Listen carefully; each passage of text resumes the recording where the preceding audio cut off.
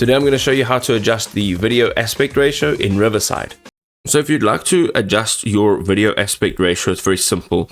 You see the main section over here. Now there's two things that you can do. You can click on the crop section, and this will allow you to, say, perhaps crop like this. You can click over here and it'll fill it up again. Okay. Now this is if you are just wanting to crop in on the video, but let's say you want to go and change the aspect ratio, like let's say you want to make it 9:16.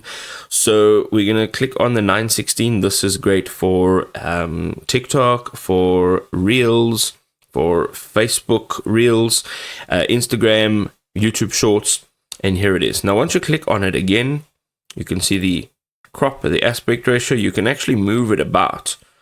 Okay, let's say that the speaker wasn't originally center. You can go ahead and just change how this actually looks. There we go. And then once you're done, you can click on share and you'll now be able to export your video project.